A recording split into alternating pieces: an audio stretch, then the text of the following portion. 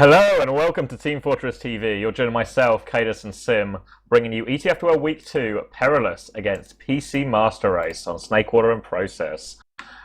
I'm joined by Kaidus. Kaidus, how are you feeling? This is, on the face of it, a pretty one-sided fixture.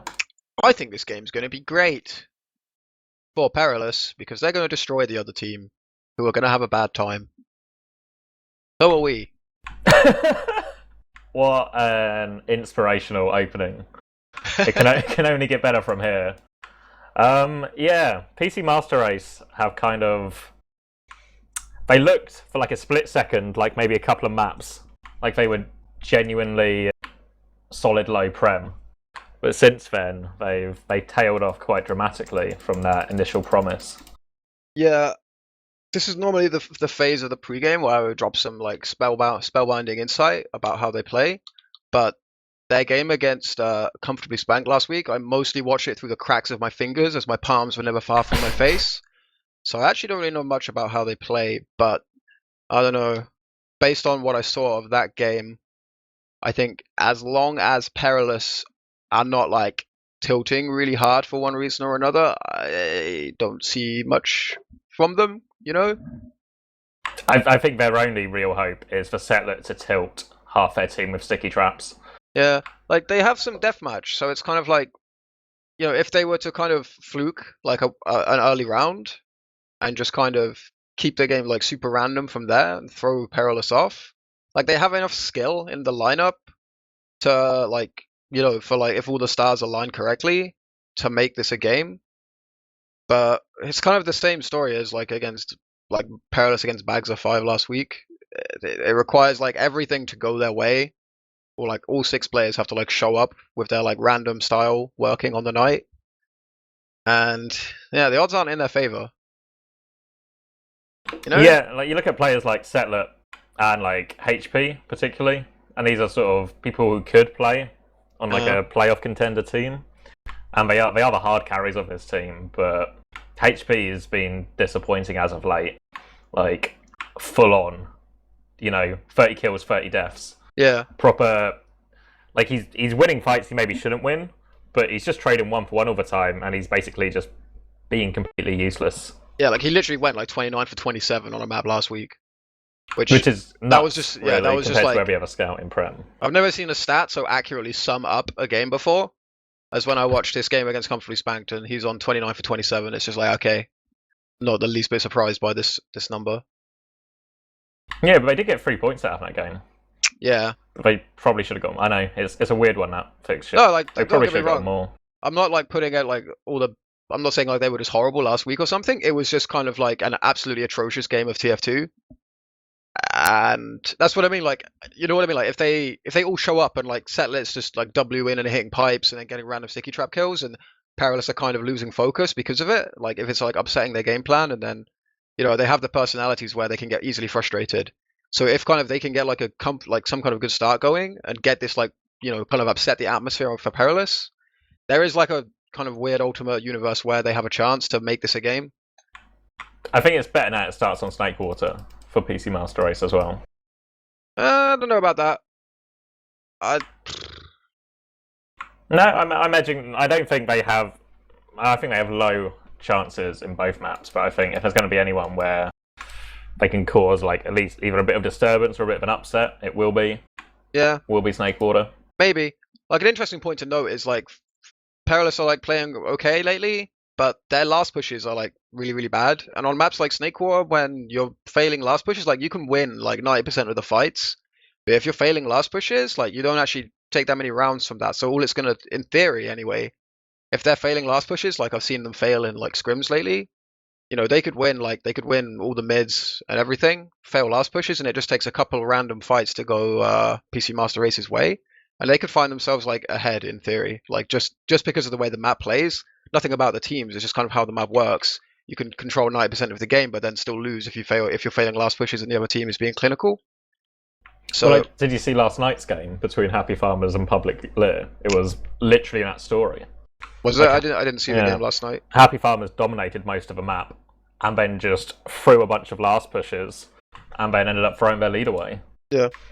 It was absolutely like a complete steal. But Snake War's going to be quite a punishing map if you can't convert these last pushes. Yeah. Like with the respawn waves, with the geometry of last, it if you don't get it right, you don't get the point. There's nothing like Badlands where, or we can kind of just fluke it, even if a push doesn't go as you want it to, or even particularly well, you can still fluke the cap. Yeah, I mean, it's not like I'm expecting PC Master Race to be playing some like super solid style where they're gonna hold the last and everything, but sometimes it just happens that the team that's playing really like super random, they get the wipe on second because they push in such a weird way. The other team doesn't expect it, gets caught out by like some randomness, and actually earns you like a free round. Whereas the team that's playing like a solid all-round game and is like approaching things like technically correctly, then they're not getting like these free chances to push last because it's like that only happens if the other team makes a huge mistake. And in general, I don't know, the way I see it generally doesn't happen that way. I don't really know. I'm clutching at straws here, man. Perilous should just stomp them. Yeah, let's talk big picture then, because obviously this is a pretty easy start for Perilous fixture-wise. Like, was it Bags of 5 last week, PC Master Race this week? And it kind of, I mentioned it briefly before the season, like having these easy string of games while Mike is away is perfect. Like, in terms of end of season goals. Yeah, I guess so. I mean,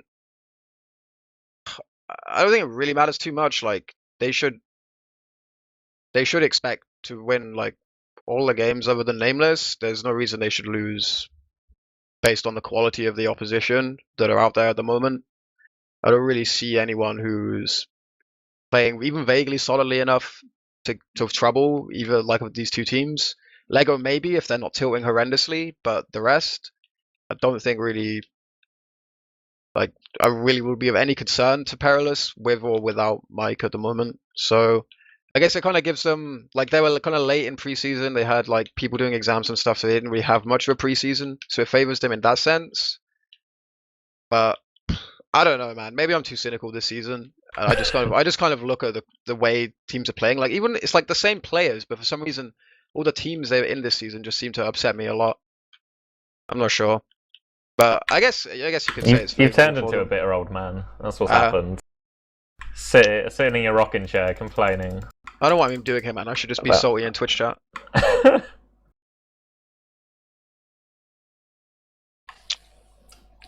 don't know. There's not a lot more to say.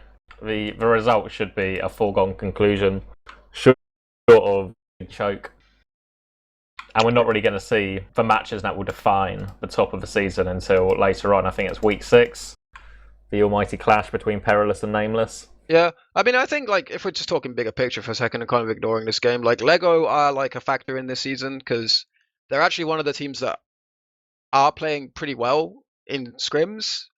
But then like we see them do these horrendous matches against like Russian mixes, but they're just a team like really, really prone to tilting under pressure when they feel like the favorites. But when Lego are feeling like the underdogs and they don't feel like this pressure to live up to anyone's expectations, they're actually completely capable of giving a good game to like both the top teams at the moment. So I think like the Lego matches are worth kind of thinking forward to as well. Like Lego, they're just a team who they'll play close with anyone. It doesn't matter who you are, like they'll just play close to you. So like they have this close game against a Russian mix of mediocre players, but then they'll also be able to play close to Nameless and Perilous, I think, when it comes down to it. Well, that's actually next week's fixture, I believe, for Perilous. Yeah. When Lego one's on Process and Viaduct. Yeah. I think for tonight, like what I want to see from Perilous, well, I mean, as someone who's heavily involved with Nameless still, I don't want to see this from Perilous, but as like a neutral observer who wants like a scene that doesn't suck, I want to see Perilous just destroy these guys. Because last week against Bags of 5 was like, it was comfortable, but it didn't really make me, even though obviously Perilous had nothing to prove against Bags of 5, because they're just it was like a foregone conclusion. Watching it was kind of like, this is another number 2 team, really? Like, they're having a close-ish game against like a team that really should be in high by all accounts.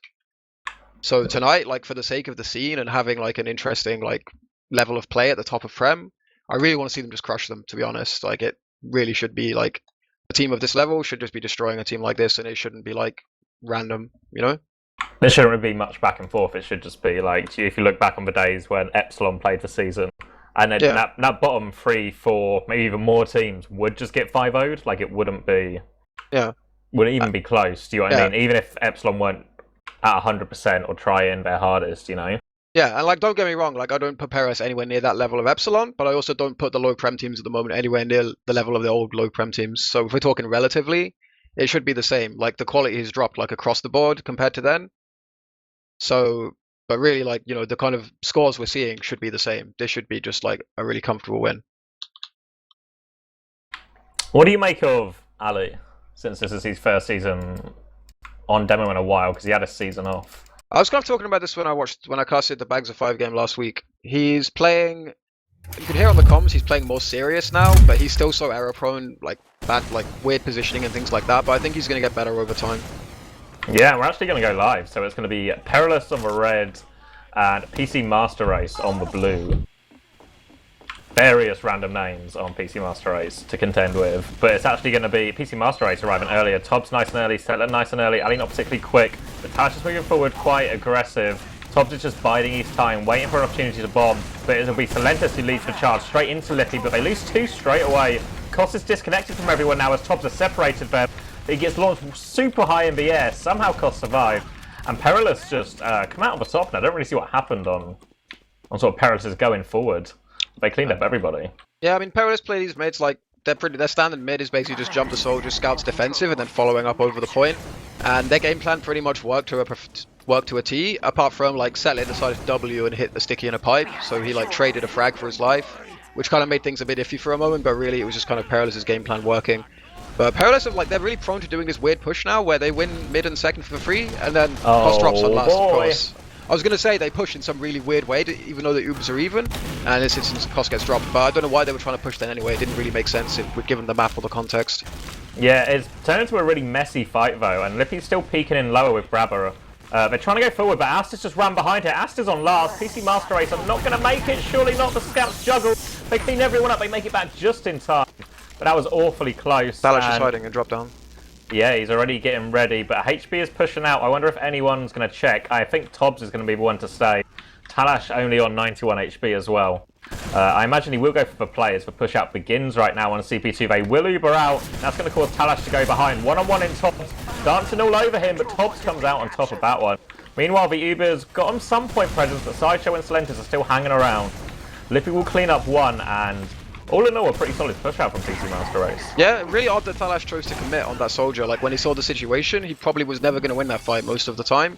But him being behind PC Master Race in that situation would have given them a real headache, because they'd used their Uber, they hadn't achieved much with it, and then having a scout behind while trying to cap and having a soldier on last, like, they only had like 4 guys available to like deal with that situation. So if they then have to fight on 2 fronts, it would have been really difficult. So strange decision by Thalash to commit with 91 HP there. Yeah, Perilous were in a good position if Thalash chose to fight CP2 instead from behind. Like, they were ready to commit with him. But instead, we're going to see Perilous trying to retake right now. Big bomb from Tobbs coming in, doesn't even really get close to Koss. And they're still sort of half committing right now, PC Master Race. They have to be careful. They do have Uber, and it's actually going to be Lippy leading out a big solo. Going to get on top of Koss. He will get the counter pop off. Not sure how much Lippy can get done with this as the multis come out. They've got a couple of people weak, but they're losing people here, and the chase is on right now for Perilous as they're hunting him down in lobby. Thalash will surely get this one. Going to chase the scout as well, but instead they're just going to go for the far side. Tobbs spawns on heavy, but it's surely too little too late as the rest of the Perilous team flood in. Yeah, that was just an absolutely ridiculous decision. I don't know why they chose to pop out and fight that. Like, after sacrificing the play for the force. Yeah, it's like you do one or the other. You sack the soldier, or you trade. Like, you don't throw a body in and then take a trade through a choke where you know you're gonna have to Uber early, take loads of damage. Like, and you multi. The only way it's ever working is if Perilous drop a player on the Uber but still force, and you even the situation out instantly. But that requires a pretty huge mistake on Perilous's part. So that decision made no sense at all. Yeah, an early lead for Perilous as we go. Again, similar positions for everyone on mid. Tobbs taking the high ground, just waiting for it. Celentus was the one to initiate last time, and he looks like he might be going for a similar jump this time, but Lippy's actually got a bit of a drop on him, and Tobbs is the one who goes first, gets destroyed in the air right there. And this is just going to allow Perilous to move forward. Settler's overcommitted, allows Sideshow to get the frag, and now they just need to get out of there. 4 of them do stay alive though, so they should be able to at least stabilise a little bit on CP2. Yeah, Salah got a little unlucky there. I don't know what happened, but he just he took a splash from something and got bounced forward. He was actually playing a little more defensive than before. But then that just spiraled the mid. Once Tobbs bomb failed and Salah got bounced in, that was kind of the mid over. But HP going down now. Lippy's in lobby. I don't know if they're going to do this weird contest from lobby again. I really hope not, but because they've completely lost second, and if they try to do anything else, they're going to lose last as well.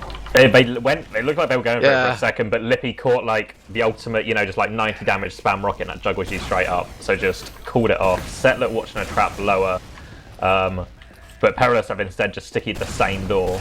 So unlikely anyone's going to commit through there, and Perilous seem to be taking their time. Silenta's going to walk straight into the trap. But it's all about Thalash right now. They're going to try and work a pick with Thalash. They don't want to commit to the Snake Water last. Look at this positioning. So defensive, but there's no need for them to risk it. Already a round up as well. And it'll be a sniper duel between Thalash and HB. I really love the sniper duels.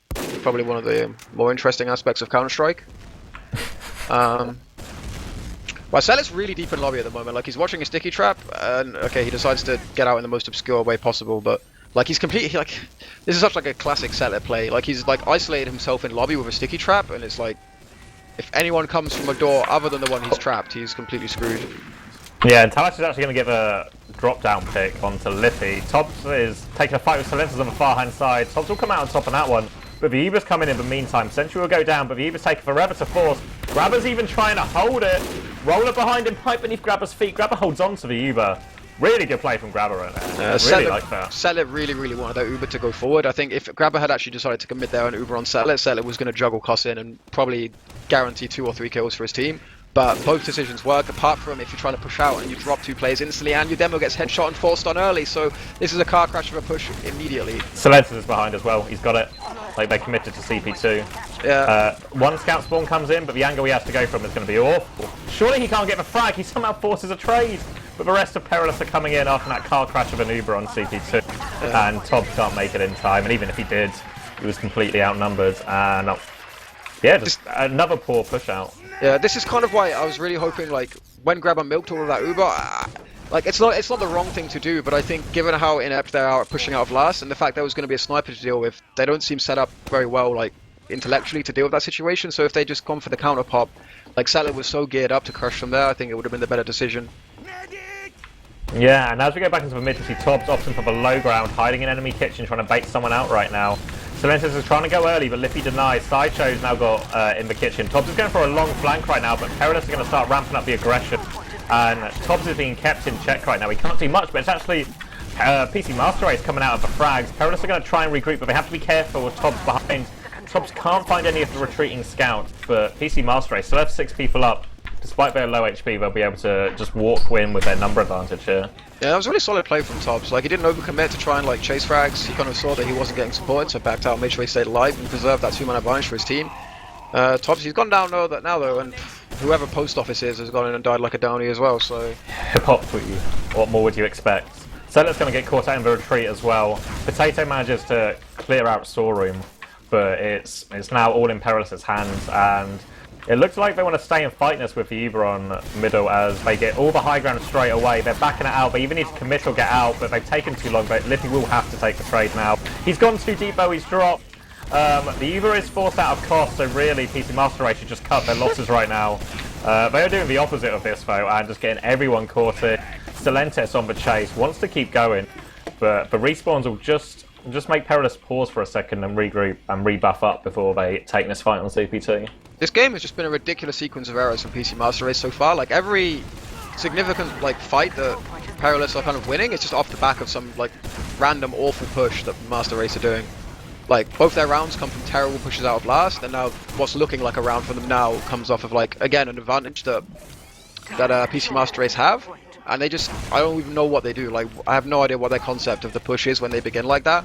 Like, the first thing I see is Tobbs going down, and then suddenly HB is deep in lower having a 1v1 before his team's anywhere near. Like, the mistakes are just so bizarre. Oh wow, Tobbs going deep for the force right now, but Koss didn't have it, so he doesn't pop. Goes all the way down to 18 HP. But Perilous are still trying to commit to this, but Koss is getting health. The scouts are somewhat baited out here. As will get away though, and instead actually baits out a frag from HP. Escapes on low HP. I think it's actually going to work out okay now, because all of this mess has bought time for Grabber to get Uber. Yeah, so the health's not great on Perilous as well.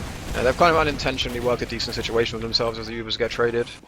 Yeah, this time Grabber pops in return, and they're going to try and chase it down. Koss is pretty low, the pipes are coming in, Koss will escape, and now Settler is awfully overextended, but gets away with it through lower, but there's still fighting going on lobby, lots of trading going on, lots of damage onto the PC Master Race side. And Perilous are considering pushing off this. They're peeking on that side, so Lenses and Thalash will want to go, but they need their buff players to commit, and they're just going to reset off the back of that. Yeah, I don't think there's any reason for Perilous to rush things here. Like, they have so much control of the game at the moment. Like, there was an opening there for them to push. Like, the entire combo, like Sela and Lippy were on top right as Perilous were poking the left shot door in the post-Uber scenario. But there's no reason for them to take an iffy fight and give PC Master Race a guaranteed push out of last, especially since they've worked an advantage here and they're in with it. Yeah, Thalash and Silentis just bullying their way through the flank side, going to get 2 frags while this goes on. But the Uber does come out, they're just about going to get onto point, but Lippy's drops in the Uber. Just Settler, just Pipe, just doomed really. In this, like... You know things are going really well as a medic when you only have 2 players on your team left alive to Uber and you can't flash both of them. When they're next to each other. Yep, so... But yeah, like as I was saying, there's like no reason for Perilous in this game at the moment to ever take any risk ever, because like there they played it quite nicely actually. They recognized that they'd built better, so they just pushed with it and dominated. But in like the other even scenarios, there's no reason for them to take a risk, because as soon as they give up a slight advantage, PC Master Race are pushing with it and just throwing the game away. Yeah, back on mid once again, and we see Lippy and HP just waiting, going to challenge Asp for that high ground. Sideshow backs him up though, just jostling for position, and Lippy's going to try the high bomb. Sideshow again meets the challenge, takes a lot of damage. Both Demo are poising to go forward on point. Neither can really find an opening. A single frag traded. Silentes now with the big bomb. Ali trying to go forward, and this is force Grabber and Seller out of position. And with both scouts going down, they're going to have to back out of here. And they have to be wary of Silentes coming behind. It is sticky though. Oh my god, Setlet, please! He had the stickies on the window! He just walks through like Setlet's just looking forward, spamming pipes. That's ridiculously upsetting. I'm trying to think of a pun as well. There's something about Grabber and not being able to grab these players. There's a joke in there somewhere. Something about Set letting him through the window as well when I'm trying to work in. Don't worry, by the second map we'll have all these player puns nailed. And then we'll be in for a mildly entertaining cast. And again, a couple more players bled. Some sort of half-hearted attempt onto CP2, but Perilous in a strong position once again. One sticky on lower, holding up this push maybe longer than it should do. Tobbs is committing and does actually get the force off and some nice damage onto Sideshow. Now they have to push into this heavy. As the Uber fades, Potato's trying to focus them all down, but he's not got a lot of backup right now. Settler's coming out of spawn, he's just stayed there, sticky there. He's going to come out fighting now though, putting a lot of damage, but he can't find the finishing blow on anyone. And I feel like Settler kind of baited out his team there by committing all these stickies to last, rather than on the groups of players coming forwards. Like, they had no Uber, do you know what I mean? Potato was trying to shoot people, and he did damage, and then by the time Settler did damage, they'd sort of healed up, and Settler couldn't find any of her, like, finishing blows. Maybe, but I don't know, I think you, as a demo on last, you kind of have to sticky at this point. The problem is they lose a soldier for the force, and then the other soldier isn't really making anything happen. Like, when you have the heavy, it's kind of like a soldier playground this last. Like, once you've kind of kited the Uber, it's all like, kind of, what can your soldiers do? Like, can they turn frags somewhere, like, behind the Uber? And they just didn't on this occasion. I think that was the crucial aspect. And now we see mid kicking off again. Perilous want to take this to the win limit. They lose Ast early on. The Lenses is all over Settler though, and Thalash combines that flank. It's pretty deadly from Perilous so far. Ali's now going aggressive, but they can't actually find a lot of frags here. And instead, it looks like PC Master Race is going to be able to clean them up. Silentes has got himself trapped in the enemy kitchen with Cost on 84%. I think they're just going to wait for Uber here and then somehow just try and take a trade and get out. PC Master Race should be punishing him harder here, but they've got the Uber now, so Silentes can get it on his own turn.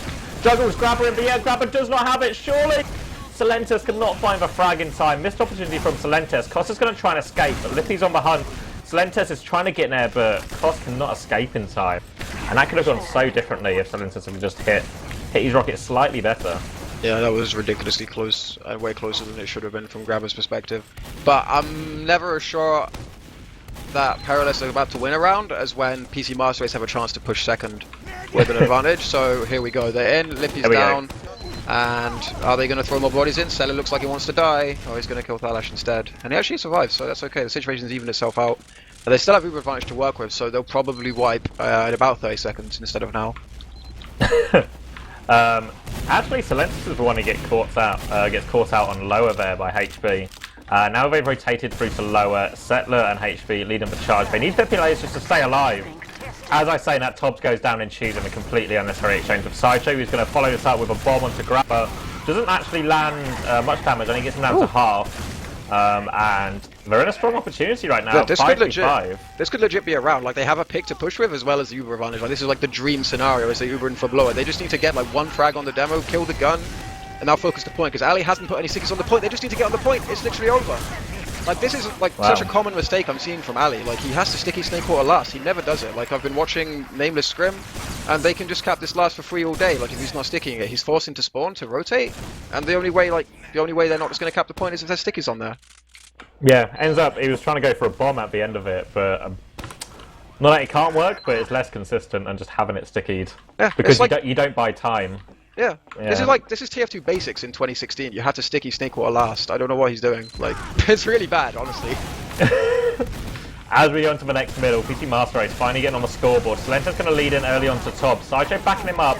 Damage on both soldiers, but it looks like the high ground's actually been maintained as the arrows come in for Lippy, and we're going to trade that frag onto Sideshow. Salenta's in trouble as well. Weak players on either side.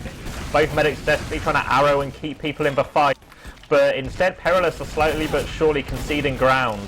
Thalash on the high ground might change it now, and here comes Ast on the high ground.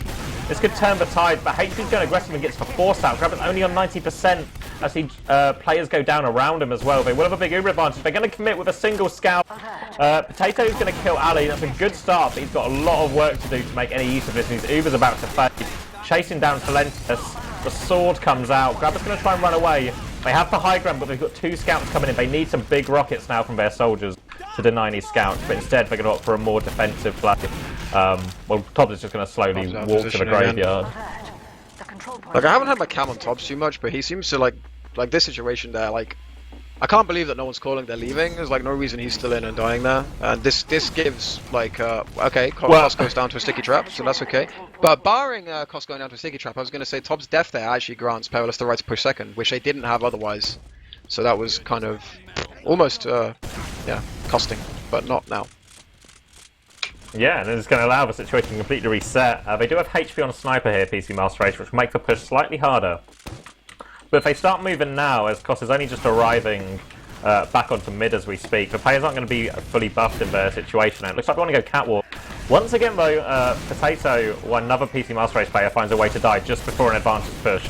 And this is how pretty much all the pushes have failed so far. They're going to get the Uber in, though. They might be able to catch Ast. Good work from Ast to actually survive that one. Salenta's going to survive as well, and that's 6 people alive. Here comes a repush right now. Big shot from Tobbs. Can't hit the double, but does deny Sideshow, but Perilous going to keep ploughing in. And with that sniper, instead of just setting up some kind of trap, Lippy's behind. Does get denied. Costa's taking a lot of damage, but will survive. PC Master Race losing 2 at the tail end of this, as HP was playing behind them as well. Lippy hit like the most random direct. Like, he was behind and like trying to find the med force, and suddenly Koss just like is surfing across his screen, and he just directs him and almost actually gets a frag there, but it wasn't to be. Now Perilous once again in a strong position. They have well, the player advantage is going to be moot by the time they actually get round to pushing last, but they still have 30% Uber to work with. They just need to get in and get on Grabber quickly, and it looks like they're going to opt for low in this time. Settler sticking the point once again, heavy on the field. 85% on Grabber right now. All he needs to do is keep healing, and they're all going to go back into spawn. The point is stickied. They're not fighting the point actually, Perilous. They're trying to find frags, but they can't find anywhere, and Grabber's still holding on to this Uber. Sideshow above him, but Grabber's going to try and hold Tops at the last second. 2 for 2 trade foe, and these Perilous players are horrifically out of position now to do anything. Yeah, I mean, honestly, PC Master Race just need to play for a reset here. Like, do I actually get the demo? But I mean, like, they can't work with this demo pick now. They have 2 scouts down, and their pushes out of last have been so dire at this point. Like, this is such a like an iffy situation for them. They're actually trying to push. What are they doing? Yeah, Thalash actually caught really far forward. Should surely go down to Tobbs. He might have to trade his life for it, but they've got backup coming. Settler needs help with this scout on top of him. Settler needs help with his brain. He just sticky jumped into a scout for like no apparent reason. And Sideshow's now caught Grabber on the low ground. This could be devastating. Sideshow's cleaning everybody up right now. And who would have guessed it? Push out not going as planned. As nice little pipe from alle to finish off Lippy. And 2 respawns come in now, but there's nothing they can do. The cap will be done before they even arrive. After round frags, the 4-round lead is restored, and once again Perilous have taken this to match, well, to map point. Like, this is what I find so frustrating, like, about watching a team like PC Master Race. Like, sure, they're not the most coordinated, and they're not, like, you know, obviously they don't have the same level of team play as Perilous, but a lot of fights are even fights. But they're giving their game away by not knowing their limitations. Like, they're bad at pushing out of last. They should know this at this point. Like, I've been watching them for 20 minutes, and I feel like it's just like, you know, it's quite clear. But they're still taking these really risky pushes out and just gifting rounds over and over again. If they just know their limits and don't ever do this, there's probably 3 rounds they haven't given away. Yeah, as we see Sideshow take a lot of damage challenging that high ground as he often does. Gonna fall back, but it's opened up for Salentus to get a big bomb in. He forces Grabber into a difficult situation and sets up a frag on Lippy. Great play from Salentus on this mid. Zoning them out. Grabber will find an escape through the other door, but Salentus is just mowing nerds down right now, and he's continuing the chase. Grabber in trouble. Salentus gonna get another one. Huge mid from Salentus right there, and that might just be the final nail in the coffin. Yeah, most probably is going to be Grabber's not going to be up in time to buff. Actually, he maybe will. The mid cap's happening really, really slowly. So I was going to say he's not going to be up in time to buff people, but because they only have the ×1 on mid, they're going to have to cap second with the combo. And Ast actually going down, so that's going to grant them a potential lifeline. Like, obviously, Ast, renowned for cleaning gamers up after Uber pushes, not going to be there. Or, I was going to say, I don't think it's actually going to matter. I think Ast is going to respawn and be there in time to push before anything happens. And since PC Master Race are just running with a heavy and not an NG, Is Vaccinator as well. yeah. Oh, okay. In that case, I was going to say Perilous don't lose anything by waiting for Ast, but I guess since Vaccinated, they're going to give away a charge or two. Yeah, they're going to come in. Ali and Thalash leading the charge, so they don't have multi-damage on. Heavy will be focused down. Now the focus is on Grabber. They can't get him though as he retreats the rest of his team. Sticky's still on point. Sideshow's trying to bait them out. He does eventually, but it's a pretty even fight right now. But they have the opportunity to bait the point here, Perilous, but they're just choosing to get the frag. And that's a 6-1, and the result we all expected. But Yeah. you'd think at least Perilous were made, you know, it wouldn't be gifted to them so often. Yeah, like, they didn't even have to earn it. Like, the mids were like, a couple of mids were like going PC Master Race's way. But then as soon as they win the mid, they do a weird push, like completely no coordination, completely risky situation, and like there was a lot of situations as well where they ended up on their own last with an advantage, and they just had no idea how to push out of last. So like I was talking about how Perilous's last pushes weren't the best in the pregame, and that kind of revealed itself like to make these situations, but I don't know, they just did really random stuff trying to go from last. Like, they were too impatient. Like early on in the game when it was like 1-0, 2-0, they would just push off last with like a small advantage. Like there was that one situation where PC Master Race had 2 scouts down and alle was the only pick for them. And as soon as their scouts spawned, like not even waiting for them to catch up with the team, they would try and dry push like off Uber. And I'd kind of scoff if I saw like an amazing team doing that. So when I see a team that clearly lacks coordination trying to do like what can only be described as a very, very difficult push, like that early on in the game when they're only a couple rounds down, like that's the kind of crap that just throws the game away from you. Like it's not that they're getting outplayed, they're just like outplaying themselves by taking way too risky pushes. Yeah, you have to have a certain awareness of the team you're playing as well. Like if you're playing like say comfortably spanked or something and you know you're pretty even, you can take these more even fights with more confidence. But going into a team that is one of the top 2 teams in Europe and has been for quite a while, when you're a new team coming through Prem playoffs, and you know the caliber of their players, you know what kind of what the expected scoreline is. You have to try and play to your strengths, or at the very least, not make it easy for Perilous. Yeah, they really did. They just made it very, very simple. I mean, how many last pushes did we see Perilous actually like convert? Was it 2 or 3? Well, they were almost all just kind of like fail. Like at least 3 rounds were PC Master Race just pushing off their own last in an atrocious fashion, and Perilous just walking from second to last and capping it almost for free, or like in a situation that they would never fail, that like no half decent team would fail. Yeah. Kind of yeah. And the logs reflect exactly what you would expect from a 6-1 result in about 20 minutes. Really, but like high deaths. If you look at that, like you look at the flank, say Tobbs and HP, 18 and 19 deaths, 20-minute game. Yeah. You spend half a round down. You're not giving your combo. Like we talked about these players bleeding before PC Master Race pushed, and like Tobbs, HP, and Potato were all guilty of it at various times. Yeah, they're just I don't really know.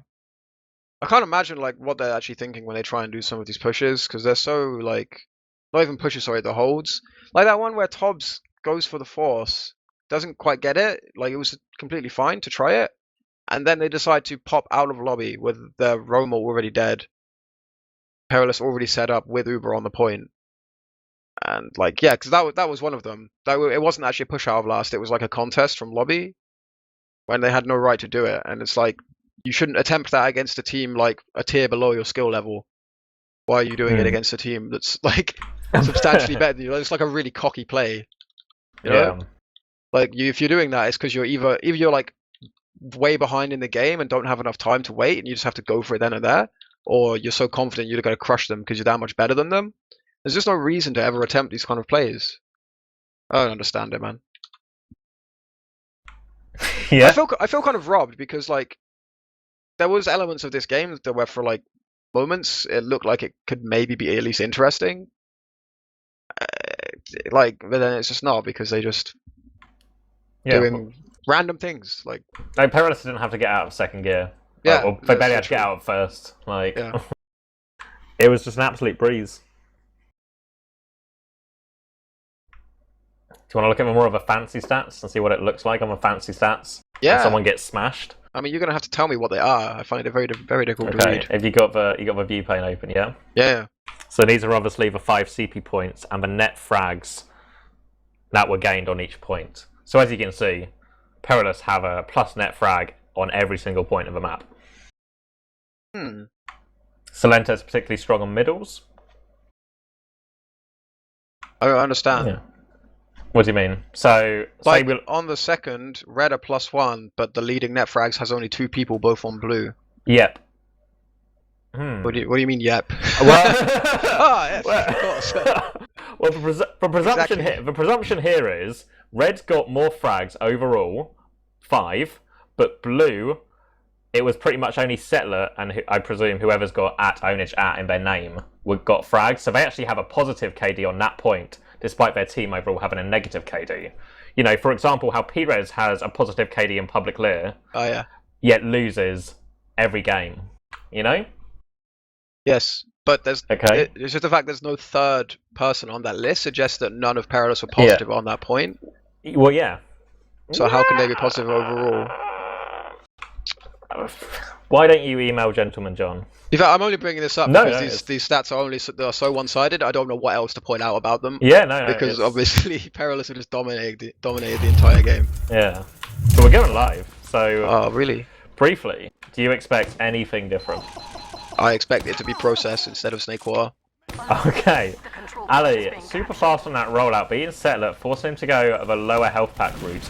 And Top's actually going to go behind pretty early, but it looks like Perilous is ignoring him for right now, taking the opposite side, putting distance between themselves and that PC Master Race Roma. Tobbs is going to Surs now behind him as the fight kicks off on the point, and Tobbs is eventually going to arrive, and it's going to be devastating for them. Wow! He was setting up that play for so long and gets absolutely smashed by the scout. Some nice rockets from Liffy are slowing these scouts down, but Ast and Thalash, that focus fire and the arrow from Goss just too much, and Ast is on the chase right now. Grabber's got a run, he's going for swords, he's missing swords. He is going down. And that looks so promising from Tobbs. I was about to say, he's wasted the whole middle, right? He's taken way too long to set up this long flank. I don't like long flanks on middles. I think, you know, they waste too much time and are too easy to counter. But the fight was prolonged enough, and that Tobbs was about to arrive at the perfect second. Yeah. And as he jumped, like, the scouts weren't looking at him as he jumped, but then as soon as he's in the air, they both just immediately turn around and both just, like, smash him in the face at the same time. I think because they knew he was there, I don't know, it was almost like in the back of their heads, they would just happen to look behind at the exact time he jumped. Yeah. And now it's going to be a vaccinator holders as Uber comes through door 1. They get gifted in that early Liffy frag. They're trying to focus down the heavy, and the scouts come in to follow up. Now Ali's plowing across the points, putting out mad damage. Thalash and Ast cleaning everything up as well, and absolutely stomping. But that, I don't know, mid was actually kind of closer, you know? Like, the chase was really good from Perilous, which allowed them to turn it, like, roll it all the way into a round. Yeah. The mid was okay. I mean, but for that, like, a split second, Tobbs could have been in and absolutely, like, crushed them on the flank there on the mid. Like, it could so easily have gone the other way. It was, like, a question of a split second, like, play that occurred that stopped them from winning the mid. Yeah, and now we see Top's option to play more of his team on this middle, and Solentes being the one to initiate and try and go behind. But Potatoes on the chase will get it, but look at Thalash and Ash just focus firing so well on this mid. They will group up again now, but Perilous again forced into a pretty rubbish position, but they're still finding frags. Thalash and Ash just continue to pump out damage, continue to find frags, but they've got to play behind now. HP does get asked, and they should be able to take this fight maybe. They're separated from the heals. Koss has just deserted it, but Seller's going for the hero medic frag.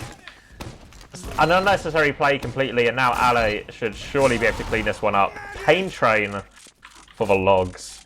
And again, a really even fight, but it just felt like PC Master Race got ahead of themselves there. Like, they could have won that fight.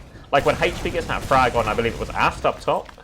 That should have been the turning point for the mid. They should have just been the mid over, but for some reason they just split. As soon as they get an this is just what I've been seeing over and over again. As soon as PC Master Race get an advantage, it's like they're used to playing teams much worse than this, so they think they've won that already.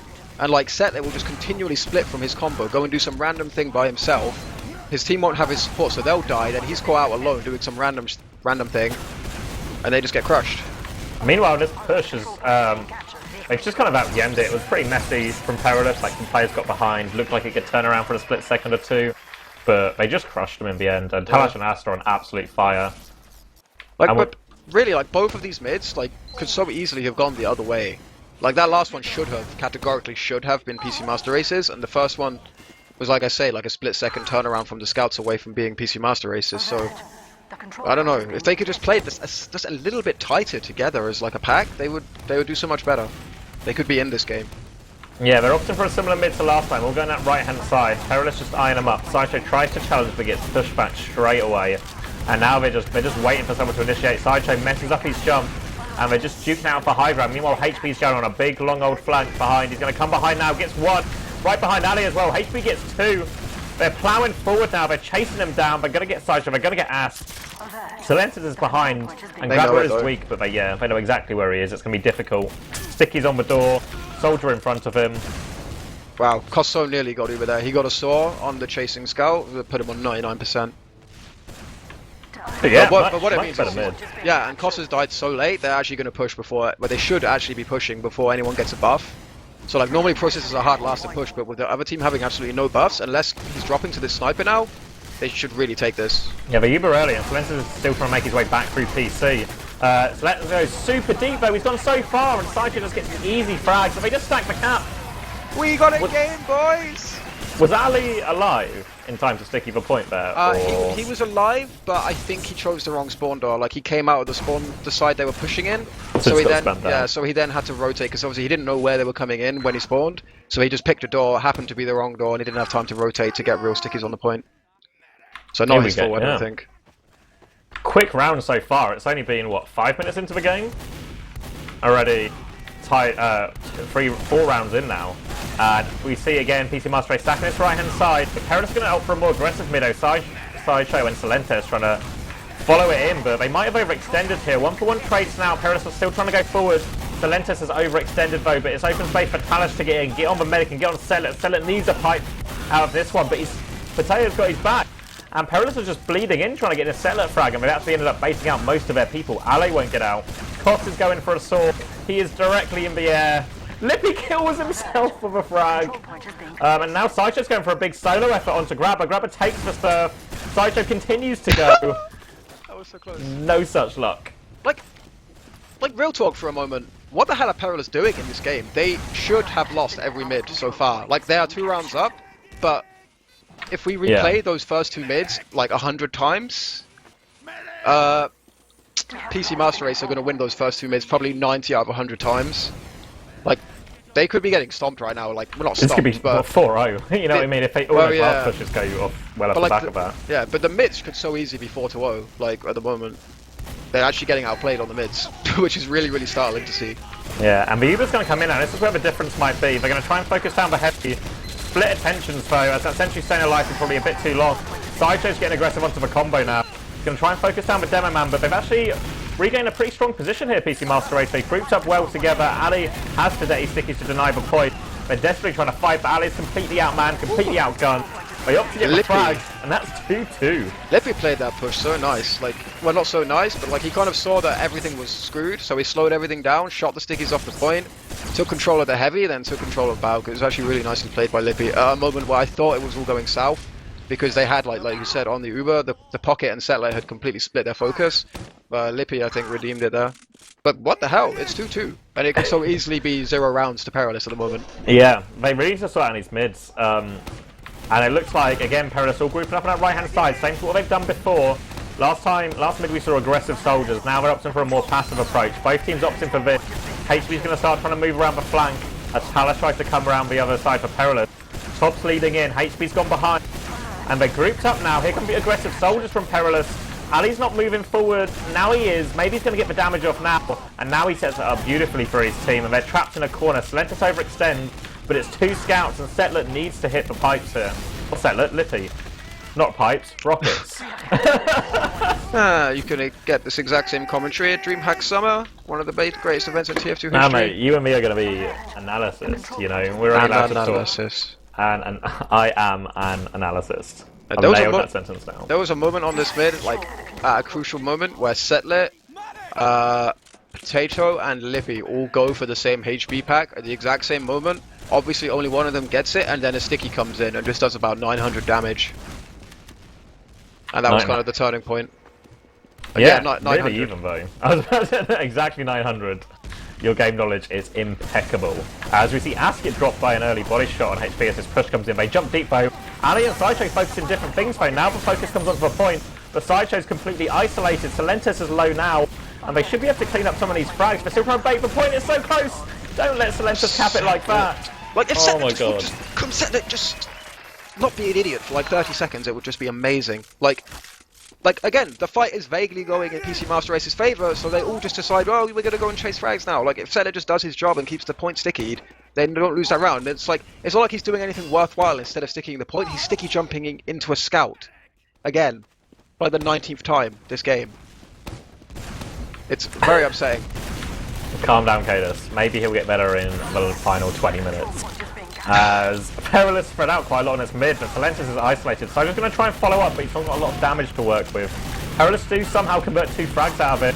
Ali is now isolated, but this is somehow going actually okay for Perilous, despite a couple of players being left out to dry, and now Ast and Thalash combine once again, and it's just Tops and Grabber, and they will have to give this up against the 4 remaining Peri players.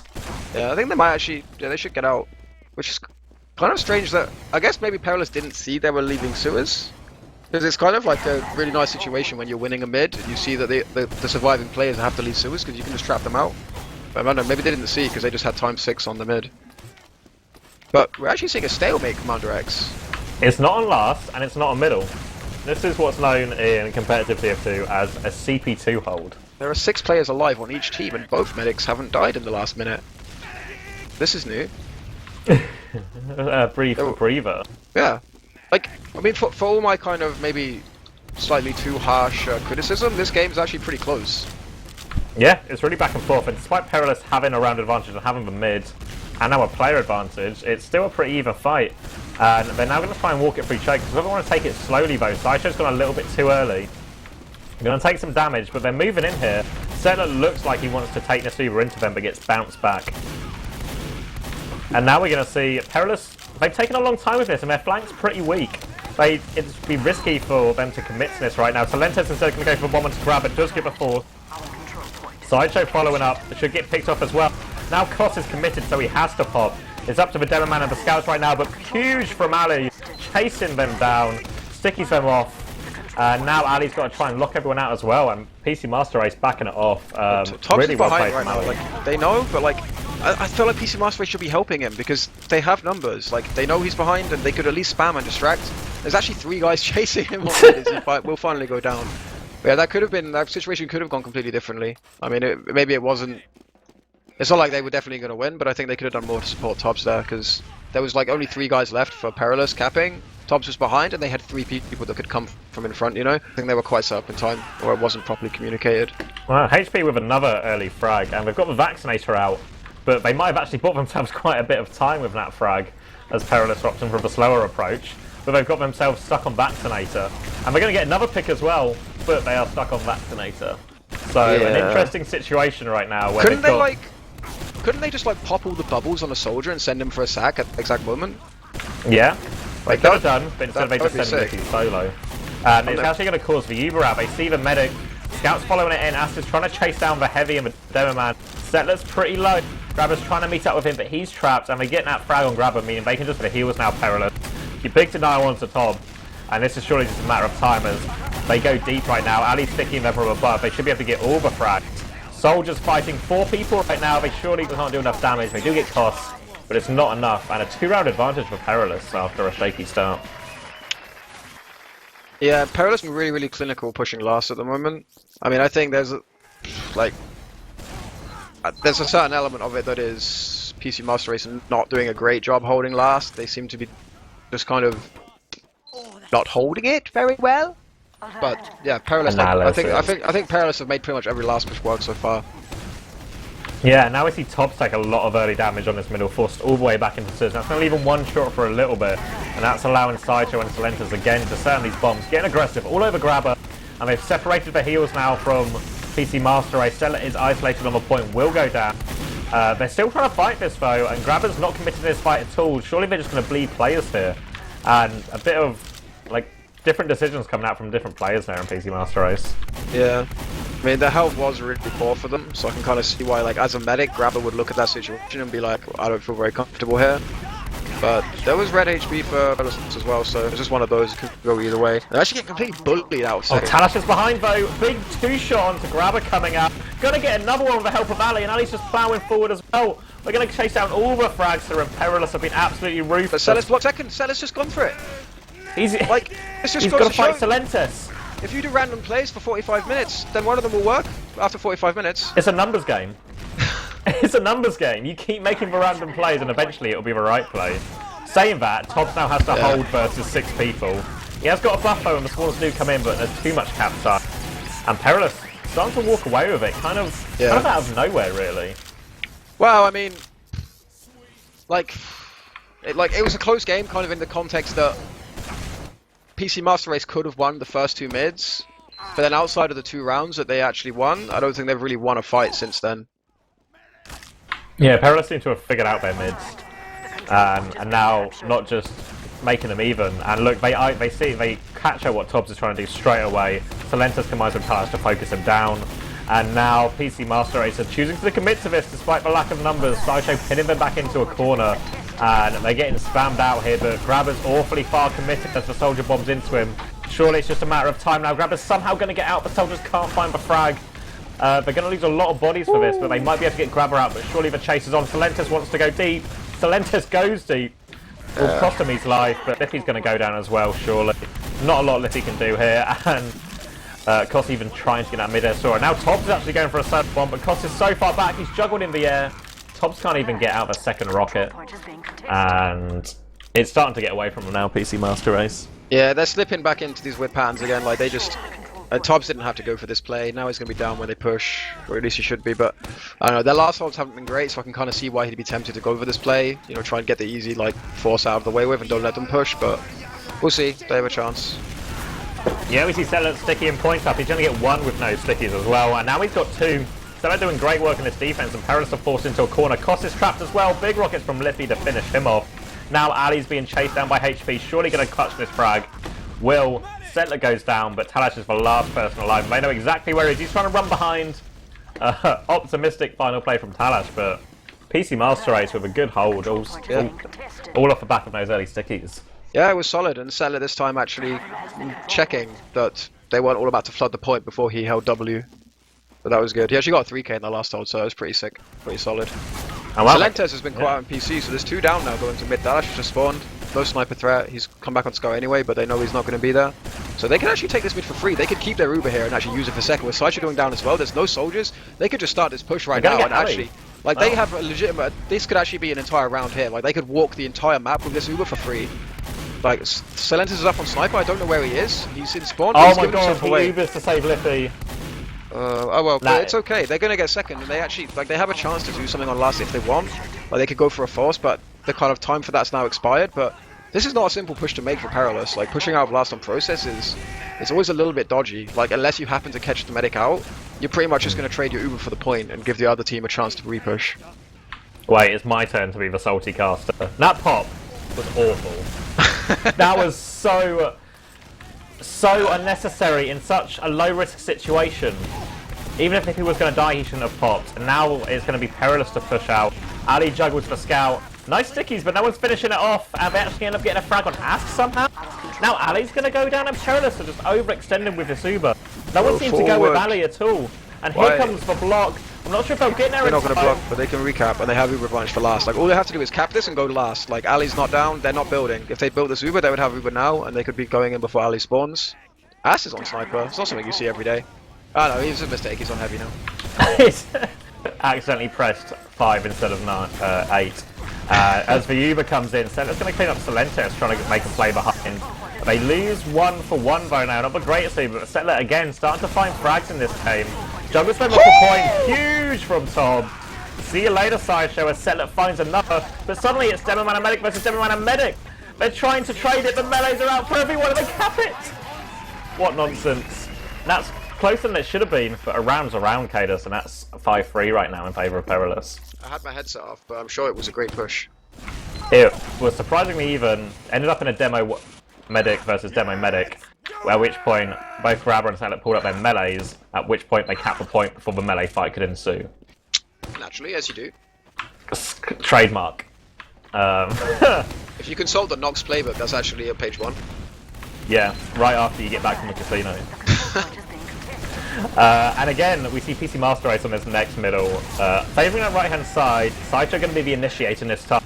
Gets denied back off point, and we just see them biding their time, and now Solentis going for a big bomb all over Grabber right there, destroys him in 2 quick rockets. And Perilous are now kind of surrounded. They've lost cost in the middle of this as well, and it's just a straight up DM fight now, but Ast and Thalash are still alive, and that's going to give them the advantage. Settler desperately trying to hit pipes, does trade with Ast, which is pretty good given the situation, but Perilous come out on top. Just over 10 minutes. Something Perilous are doing consistently, not only in this game but in scrims, is they're very good at winning mids despite playing the first 10 seconds quite poorly and taking an awful lot of damage. Like, they consistently are winning mid fights they have no right to win, and it's not just in this game, I've seen it like from their scrims as well. They're doing it like, yeah, they take a lot of damage at the start, like they give a lot of damage away for free, they don't really earn anything for it, but then they somehow keep turning these mids around in spite of that fact, so... I mean, it's like obviously both a good and bad point. Bad that they have to do it, but good that they can do it repeatedly. Yeah, if you can do it consistently, it's almost not a flaw. Like, if you can recover consistently, it's almost not a flaw. Or it's not a weakness, at least. We're actually in a second stalemate of the game. I mean, last time... It's overnight, maybe. I mean, like, last time we just kind of saw... Like, one guy got picked for PC Master Race, and then Koss just kind of walked in with the Uber, and it was only like a really large play from Ali at the end, where he caught 2 people out that redeemed that situation. So what we've seen so far is that Perilous are going to push on like a relatively small advantage, potentially. Yeah, they've been a lot more patient with this one, though. They're going to try and stack the flank. Solentis and Thalash combining, but they're just going to get spammed out of that one. Re-heal back up. And it seems like they might just go for like a low-risk play here, as Solentis seems to be getting the full buff going on. And he's going to be setting up that big skip. Here he goes. He's airborne. He lands the wrong side of where Grabber is, though, and just can't get near him. But 1 pick, I'm not sure if that's enough for them to work on. HP's toying with the idea of pushing through PC with Tobbs. HP's now trying to bait for Tobbs. And Thalash is actually going to fall for it. So Sideshow's going to get away with it onto the health pack, though, and now... not as bad as it could have been, but that's 2 frags, and here comes Liffy, taking the Uber in right now. HP's going to run behind. Hopefully he can get a flash from his medic. Nice flash from Grabber there to see HP out. And they can take this fight once the Uber's fading. You see Perilous know it as well. They can't take this fight. Ali got dropped from the Uber, and that was just it at that point. They had 2 people on the respawn wave, and once Ali goes down, it's like a 3v5. There's just no chance for them. Wisely backing out. Thalash up on snipe. With Ali down, they're going to be really tempted to push it, and they might just walk straight into Thalash. Yeah, they're powering through. Solentis hiding in sewers as well, and they've kind of sold out their scout right now. Liffy's going to go down to Solentis behind, and this could be a car crash, but HP's just gone ham. Ali and Koss down, no problem. Solentis behind now, trying to fight the scout and medic, and Settler and Potato combined for the cleanup. Now this Settler cleans up Thalash as well. Oh my god. And all of a sudden, off the back of that HP play, Last is wide open.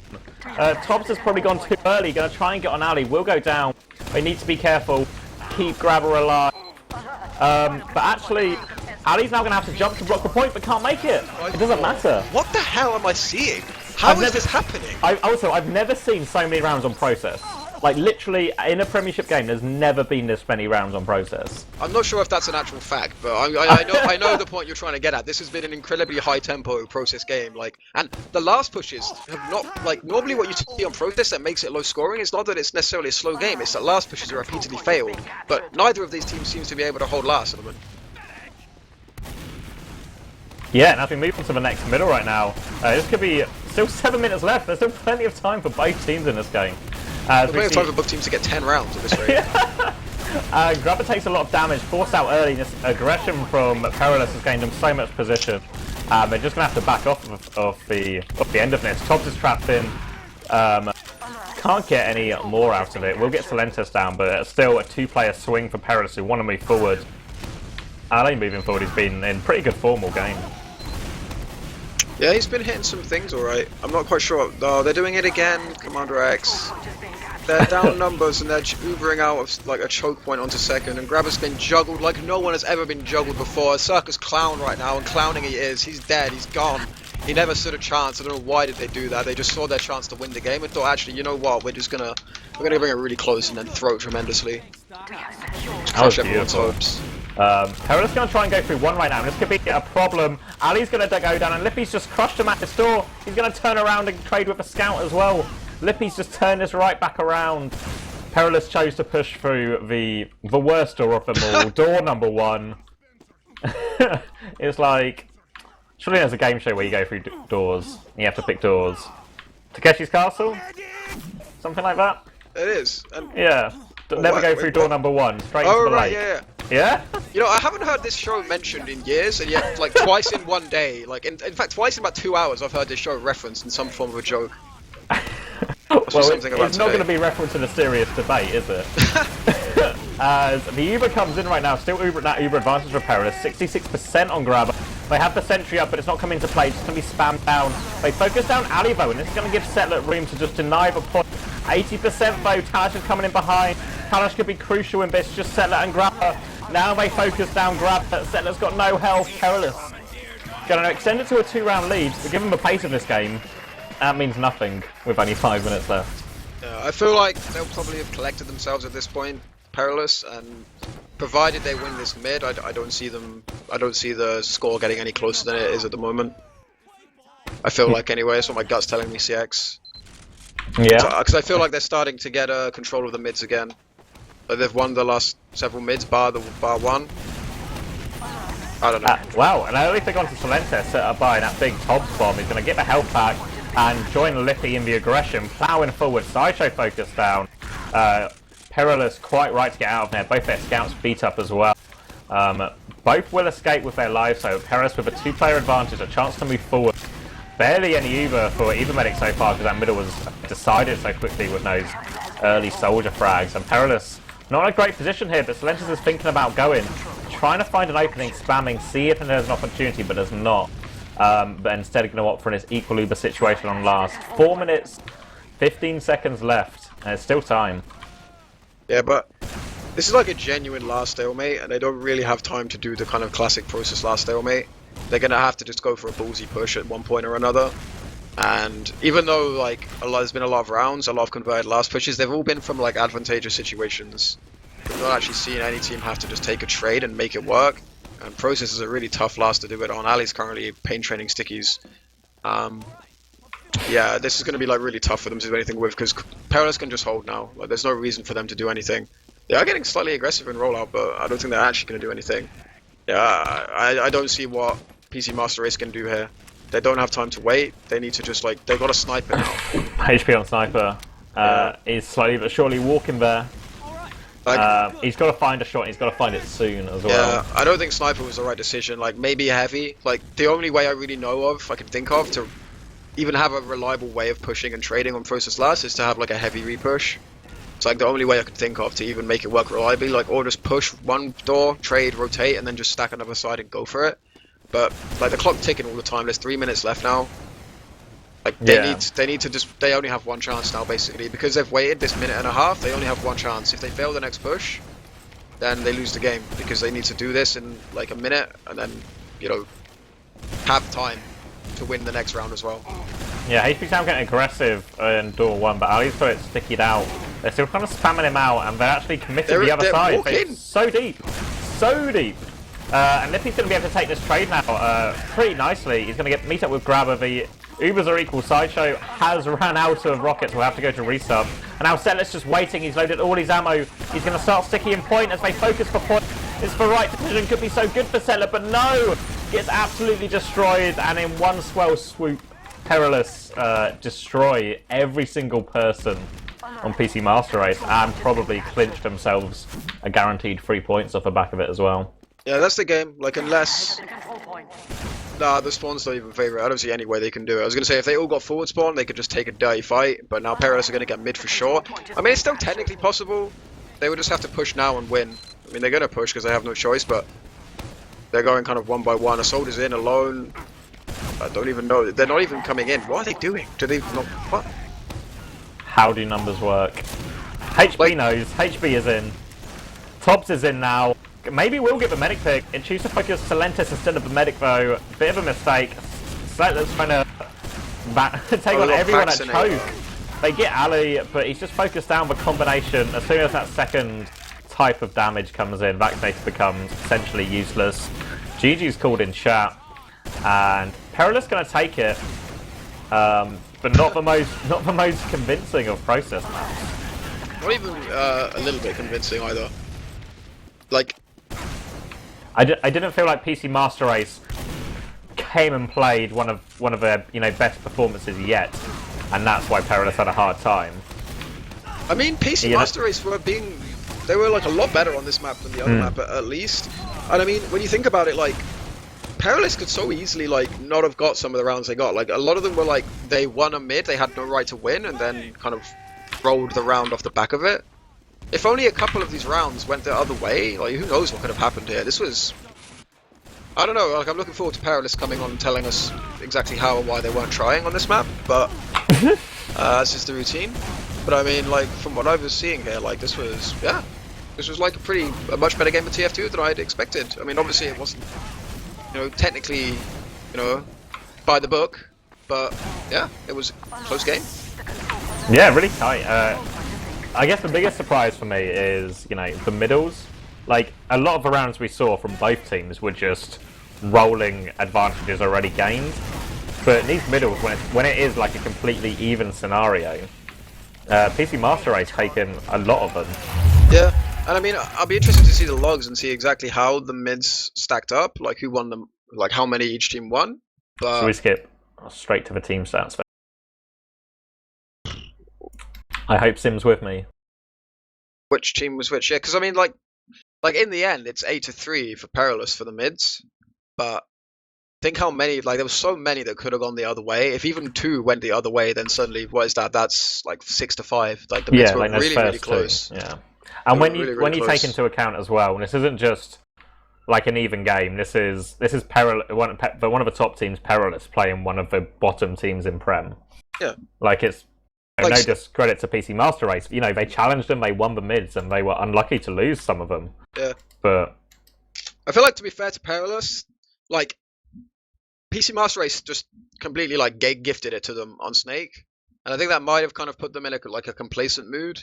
They probably came into process expecting the same kind of game. And to be fair to PC Master Race, they weren't really doing a lot of the same nonsense they were doing as on Snake. Like they did do this one really iffy trade out of process, out of rollout on second on process, which was kind of akin to the same mistakes they were making on Snake. But mostly we didn't see these kind of weird plays from them. And on the occasion that we did see them make a few ballsy plays, they were actually coming off. So I don't know. I feel like they did PC Master Race definitely played better. And it was like once they weren't throwing, they kind of conditioned Perilous into expecting it just to be gifted to them, and then when it wasn't, Perilous kind of didn't know what to do, it felt like. And HB going a classic 23-23, which is yeah, you forget that, mate. Sideshow 12 frags, 13 air shots is where it's at. But I think the real story is like We didn't talk about it too much during the game, but alle was pretty dominant throughout this in terms of, sort of raw fragging ability and just getting the better of people. Like, he had that, I guess, that sort of highlight moment when he caught those two people at the end of the Uber. Yeah. But he was putting out consistent damage and finding frags in pretty much every fight. And that's reflected in the stats. Yeah, he played solid. Like I said, like we spoke about it briefly before the game, but the kind of game went live as we were getting into it. Like, there's definitely like we're seeing the alle this season that we never really saw when he was in full tilt before. Like the focused alle who actually wants to like play well and do his best. It seems like to me based on watching like streams and so forth. And I always felt like he was a player with quite some potential, and he's at least showing it like against the lower teams, like what he can do. I think he still has a way to go before he's going to be able to play like these, like put up these kind of stats against like the Namelesses and Legos, at least consistently. But it's kind of good to see that in a scene kind of bereft of demo talent at the moment, that there's like a rising player. Yeah, strong performances from Thalash and Ast as well throughout. Like, mad KADs on both of them. Be similar as well. Like, they were playing really tight knit on process middle, and I quite liked the way they were focusing people down.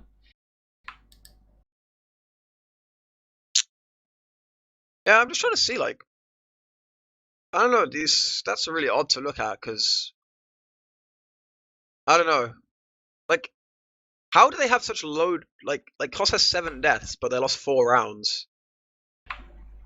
Like the game felt so like back and forth, and it was like the rounds were so fast. I guess, but it's like I don't really know. What we need? We need more advanced analysis. Wait for it. Wait for it. All right, net frags. Don't get too upset about this one. So yeah, obviously you can see the thing that stands out most, firstly, is just the total number of frags on middle is insane, considering there were 18 frags on red CP2. Like Perilous is CP2. But loads of middles, but you look at it and it's Ast, alle and Thalash, all with those big KDs on middle. Like Sideshow and Solentes played very much the sacrificial lambs of this game, setting up their Demoman and Scouts. And it ultimately worked. Like, Ast and Thalash, really tight duo. And you can see it throughout the map. Just alle's pure fragging potential. I find it a bit of a stretch to say it worked. I mean, they won the game. But for a team with their aspirations to play 6-4 against PC Master Race, I can't say what they were doing was working. Because they're inundated with talent far beyond what PC Master Race could dream of. You know, they could come and play any style and they should win this game just through pure talent. So I don't know if you can really say it worked. I mean, it worked in terms of the scouts' stats. Like in the literal sense, like the scouts were clearly doing their job in the role. But like, I don't know. I can't say like, I don't think they will look at this and say, yeah, just according to plan, guys. It's like you said. You know when you said at one point where they just seem to take a load of damage at the start of mid, like no one in particular, but just as a group, Perilous take a large amount of damage, and it doesn't quite seem to be a reason. And they always, like, we've seen it, they fight back from it, but against better teams, that fight back is going to be even harder. It's one thing fighting against a PC Master Race that often have people going for like long flanks that mean they're separated and quite isolated plays. But doing it against a coordinated team who would just use the damage advantage. Yeah. Do you want some more? I've got some more. Yeah, show me all the stats. You want to see all of them? I have to learn what they mean, like what they do. Okay, so this is frag percentage by zone. So this is where the total frags in the map and where they happened. So unsurprisingly, a large amount on mid. I mean, there was only a few mids where both medics survived. So all the last pushes were kind of like just walk in and cap with advantage a lot of the time.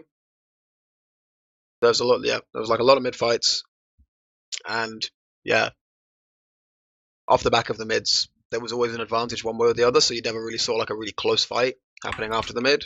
We saw very few Uber trades throughout the whole of process, considering how close the fight was all the time. There were no actual Uber trades at any real point outside of last. Yeah, like there was a couple. Like there was the one on that wasn't even really a trade though.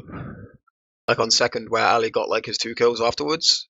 It was one team really Ubered, and the other team. It was equal Ubers to begin with, but one team Ubered.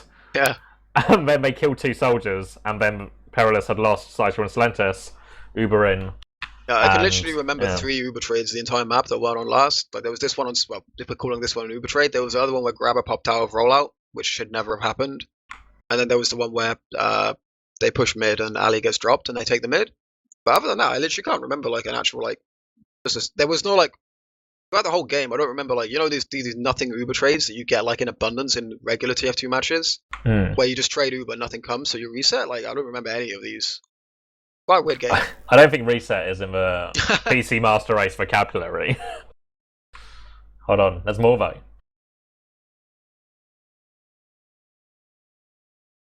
So this is which team won which cap and how many times, and obviously the conversion rate.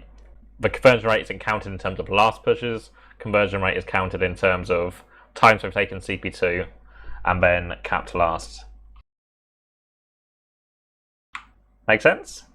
Yeah. So Perilous had a 75% conversion rate. Yeah. So on their last. Yeah, out of every 4 pushes Perilous made, they made 3 of them. So pretty good. Also, they're actually pretty similar to PC Master Races. Like we said, the roles they took it all the way through. You know what I mean? There wasn't. Yeah.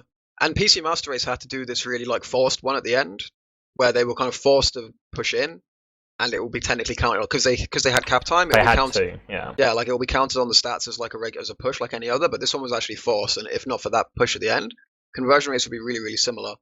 And I was kind of saying before the game that Perilous' last pushes have been really dodgy, but in this game, like obviously they were pretty clinical with it. But I felt like both teams really struggled to hold last. We didn't really see a whole lot of like convincing holds of last. I think that's kind of why the game was so high scoring compared to regular process games. That combined with the fact that medics didn't really survive mids very often. At least both medics didn't survive. So, yeah, it was often like, considering the mids went back and forth, they were also quite one-sided, like back and forth. Yeah, it was almost always like the team that won mid had a chance to take the round straight off the back of it. All right, there's two more stats. Next one's pretty simple. I think you'll get this one. This is basically just it's only built so other players can BM other players, where it's like your KD basically versus a single player and the biggest differences. So, for example, alle against Potato throughout the game, alle killed Potato 9 times, Potato killed alle 1 time. Yeah, I mean, these are all kind of making sense to me, apart from like they all like just are as they should be, given that Perilous kind of had the better end of the stats, apart from Tobbs killing Sideshow. That one doesn't really make any sense. Like the Roma killing the other team's pocket repeatedly. Just crushed it, mate. Just crushed it. All of these others are kind of making sense. Like it's like the scouts are killing soldiers of the other team, and alle had a strong game, so he's got like some. Like he was saying, like getting a lot of like long range pipes on scouts. Like Potato just had like a torrid time, like just catching pipes across the map to alle. Well, yeah, 9-1, like scout versus demo as well. Like even if your demo man is technically the better player in terms of skill level, scout trumps demo in most sort of DM scenarios. Yeah, well, ordinarily you'd think so, but like a lot of these deaths were kind of like Potato will have felt a bit like bad after them because. They were like there was like at least 2 or 3 that were like just pipes like across mid. Like he's on the point, the scout's leaving sewers and just catches a pipe on his way out. Would you describe his movement as Potato-like? Yes. Maybe. And now that's the source of his name. Like a potato. Oh yeah, I get the joke now. Yeah, like because potatoes aren't particularly good at strafing. Right. Yeah. Yeah. Yeah. One more, and I'll convince Sideshow to come in here.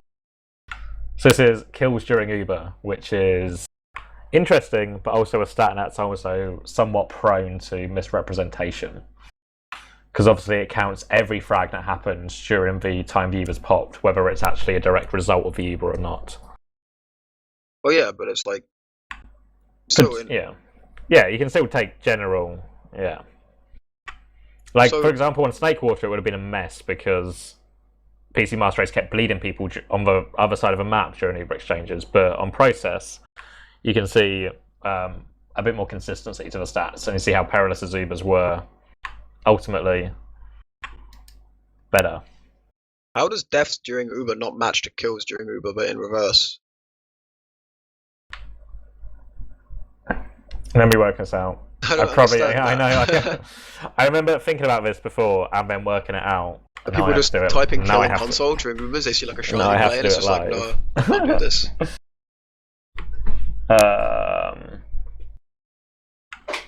Don't know. To be honest with you, it's another one for Gentleman John. I feel like I'm doing more like a Like bug reporting than I'm doing actual statistical yeah. Well, as analysis long as you here. write it down at the end. I'm not really sure what to make of the post-Uber kills. I mean, it's kind of. I would expect to see Perilous getting a lot more post-Uber kills because they're a lot more of a controlled team. Like all the PC Master Race Ubers are kind of like full commits, and they're either getting frags during the Uber or then they're just dying, like overextending at the end of it and dying. Wait, hold on. I think I get it. Maybe. Yeah. So the Ubers don't happen at the same time. So, for example, blue stats are the amount of kills they get during Uber compared to the amount of deaths they get during Uber. I think that's right. Don't hold me to some sort Alright, of I assumed it was just things that are happening while an Uber is going. I didn't. I presume I didn't because think logically, it if it was team specific, Yeah. that would make more sense. But I figured it was And just would like both teams' Ubers were counted, not like only like if it's your Uber then it's counted one way and their Uber counted another way.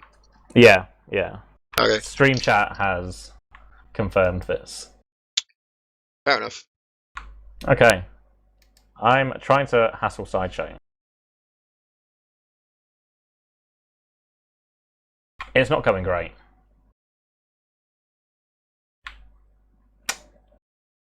But yeah, exactly the result we expected, but serious questions to be raised of Perilous going forward. Next week's game against Lego for Perilous will be very a proper test, you know. Yeah, it's gonna be process again, right? Process and product. Which So, again, a bit sort of wild card maps. yeah, I mean, Well, a map they've struggled on, and Viaduct's a bit of a wild card. it's actually going to be a really tough one for Perilous because they're completely unconvincing on process tonight, and product has never been a strong map of theirs, and Lego have, barring like one completely obscure result, I think last season they had like a horrendous result on product. They've actually been historically relatively strong on product. They often have like close games with teams above their station on it. That's actually going to be a really interesting game next week. I think it'll probably be the game of the season so far, at least if tonight's anything to go on. As long as Lego aren't like tilting, but they shouldn't because they'll be the underdogs at the end of the day. Like they can go in and get stomped and it'll just be like, I guess Perilous are playing okay again. But they could, like in theory, make that a really good game. Sorry, I'm hassling these Perilous scrubs. But yeah, I think there's a lot of questions around not just Perilous, but Europe in general as we start to build to the all-climactic summer. Yeah, I mean, like ultimately, until they get Mike, Perilous are just downgraded from last season because they've just got a different demo who's not as good as their last demo. And their soldiers are on less suited classes. Yeah, less suited roles even, sorry. Yeah, so until they get Mike, like we're not really seeing them at their full potential. That's kind of obvious. But I don't know. Even still, like I don't know. It's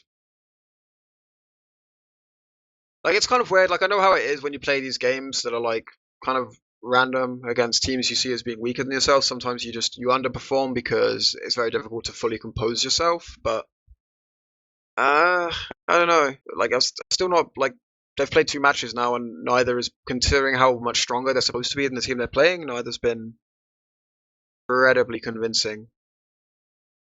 Okay, we have an interviewee. I got the one and only alle. Quality. alle. Hello. You here? Hello.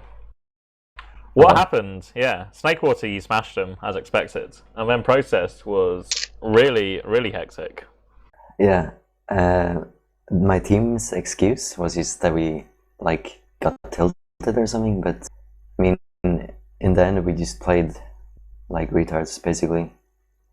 It was partly my fault because like I'm fairly vocal in the team comms, and like I was fragging everyone, so I was getting like hyped up, and I was like calling retarded shit because of it, and yeah, like it was partly my fault because my comms were bad, and like I'm like a half main color kind of color, you know? Yeah. So are you kind of, I guess, like taking control of the comms now then, or who sort of leads it for you guys after the reshuffle? It's mostly me, but it's like Cos as well. But I mean, everyone usually says a lot. Like everyone has their input at times, but it's mostly me and Cos that calls things. Yeah. We're joined by Thalash as well. You actually here, Thalash? Hiya. Hiya, mate. What was your experience of Process? Not a very good experience. I don't know.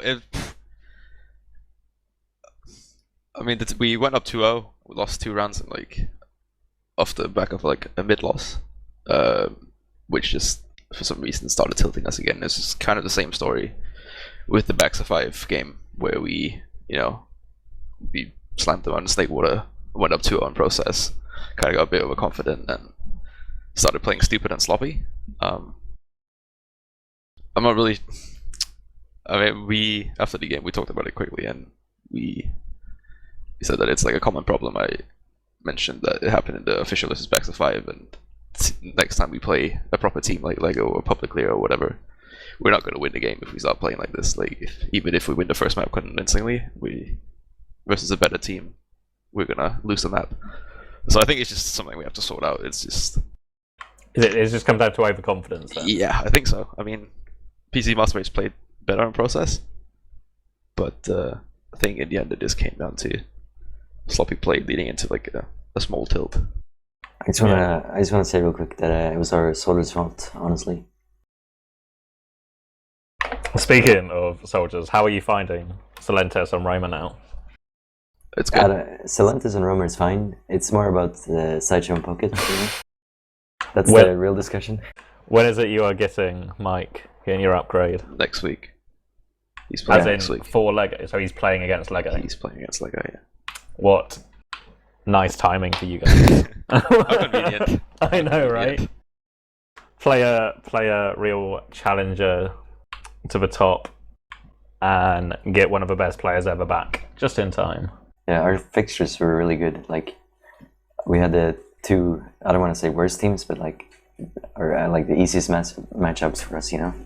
That's the And same thing. Worst and well, easiest matchups are the same thing. I don't know what you mean, dude. You know. So we had like it was the first 2 weeks were fairly easy for us, so it was good fixtures.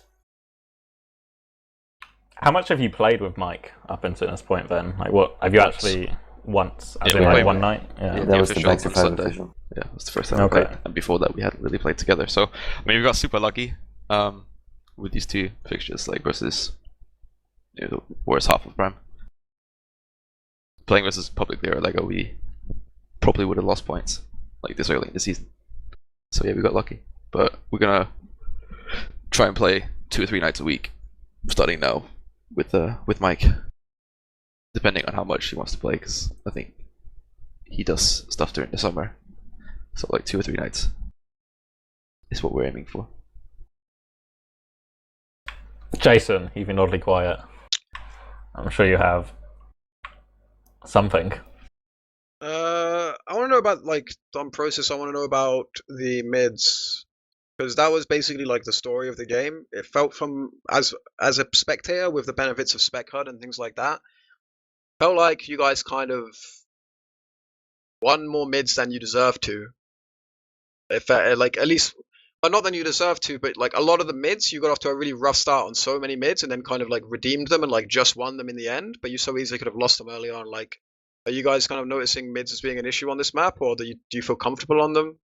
Or On Process, our first, that is. yeah, our first 2 mids were fine. I think it looked really sloppy because I think if you're looking at Spec HUD, they had people behind us, but we were completely aware of them being behind us. Like the first 2 mids that we won, they sent a Sully through our choke and came out our sewers. But I was watching the whole time, just calling, like out watching the Sully, and then the second he came out of sewers, Asp was ready to turn around and just deny him with me. But I feel like we were in control the first 2 mids because I think the Sullys threw it away a bit. They went too aggressive and kind of just jumped into me and Asp on top. But then they changed it and played a bit. They played like after those first 2 mids, they played both Sullys on the left side, like a bit more defensive. They didn't sack into me and us all the time, and we just didn't adapt. Like we played poorly, and then like halfway through the map, like the 4th or 5th mid, whatever, they started doing the same thing again. It was like really long, drawn out mids. But I think we won them in the end because the Sullies ended up jumping into us and just giving away their life. Yeah, like most of what I was seeing was kind of like a lot of mids. It would be like, I don't remember like where they happened specifically, but like a lot of mids was like kind of like neutral positioning for both teams. But then because we have spec herd, I can see that like you guys have like 3 guys with red HP. Ooh, fuck.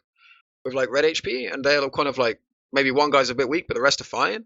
And if they'd actually like kind of pushed together, it looked like it could have been quite uncomfortable for you. So I was just like, I know it looked kind of to me like some of the mids could have gone the other way. Obviously, the first one you said, like we saw the Tobbs flank, and since you like, if you're saying like you knew he was behind all the time, that one probably wasn't as close as it seemed, because what we saw was him just jump from sewers, and then you both immediately like shot him out of the sky. So obviously that one you had under control. But a lot of them, it just felt to me like watching that. Yeah, the health looked really iffy, because it's the same thing I've been seeing. Like I've been watching Nameless Scrim, and I often see them like when you play, you have like, I don't know, just like Sideshow seems to take so much damage so early and does like so little with it, and then you guys are like just fighting an uphill battle from like all of the start of the mids. It seems like he's just like he gets the mid, he's red, and then you suddenly like you're basically playing 5v6 on the mids. It felt like. I think we played 5v6 most of the game, to be honest. But I agree. no, we've started doing this thing. We had this problem last season where I think especially No Dredge, now Nameless, they did this thing where they faked their HP a lot. And we've kind of tried to do the same thing, where if Sideshow's weak, it's like, whatever, let's just pretend we have HP and let's go forward and try and DM them. I mean, especially versus a team like this, where even if we have half their HP, we should still be able to like DM them in most cases and still win the round if we just do it like together, if we sync it up.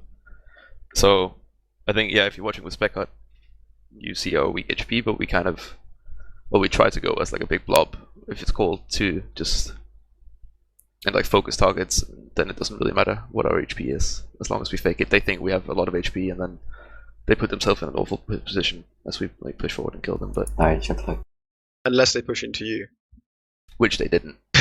It was like really weird. It was really weird. Plan. It was really weird mids. Like after the first 4 mids, it just ended up being a bit weird. What do you think, Ben? Obviously, firstly, what's going to happen next week? You guys against Lego, Process and Viaducts. We should win. I mean, we have Mike. Yeah. Like, the only problem is that we're not going to actually scrim with Mike. So it's going to be like, we just have to hope we are in a good mood. Mike can only make him available for the official next week, and then after that he's going to be free. His exams finish the Monday the 6th. It should be use fine Sideshow. Yeah, I don't think so, dude. Talked to Mike a second ago. He's Pretty sure Sideshow's only 2 scrims away from being as good as Mike. Do a Twitter poll. Do a Twitter poll for who should play Poppy for you next in the next official. Do it every official. Pretty good, dude. Yeah, like that's the only issue, that we might be a bit inconsistent since we haven't scrimmed with Mike, but we play fairly well with him, I feel like, so it shouldn't be a big problem.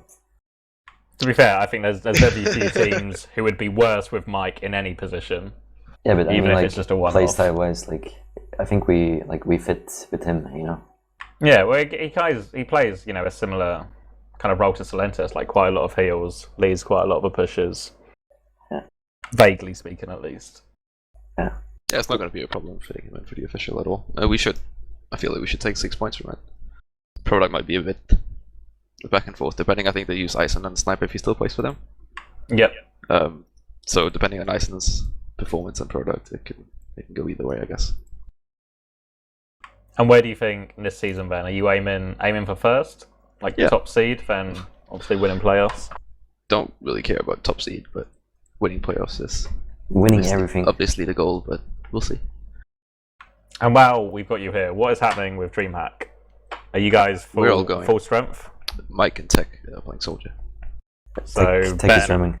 Better than full strength. How come Sil can't go? I think Sil is still better. Sil has A-levels, exams, whatever it's called in England. A-levels? Something like that. Yes, exams. I think he's doing his A levels. He's not very old. I thought he was older. It's like 15. I think it's 18 or so. If that's the age you do A level stuff.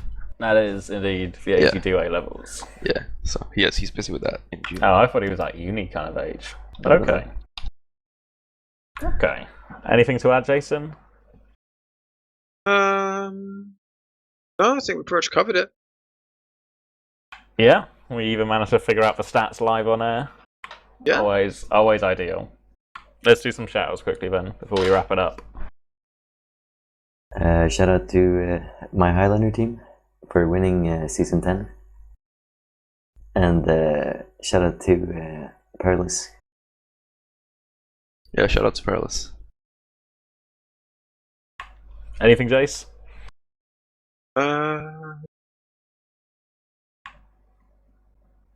No? Anyone you even shout out? I said no, but it didn't. I guess it didn't transmit. You just kind of I have voice activity. You I'm just kind sorry. of said like you were like thinking about it. No, I went. Like you no, were I don't think trying so. to think of someone you didn't hate. It didn't transmit. I just said no. Sim wants to shout out Eepily. I'm gonna shout out no one. Shout out to Sim actually, streaming the whole time. Thank you to everyone who watched. And I believe the next thing we're bringing you, I want to say Sunday. I guess. Let's go with Sunday. If not, yeah, probably Sunday. What day is it today? Thursday. Thanks, team. Yeah, it's Thursday. So yeah, it'll be. It is Thursday. Thanks. I wasn't sure, mate. So yeah, Sunday will be the next coverage, I imagine. So thanks for watching, guys, and see you on Sunday for more coverage.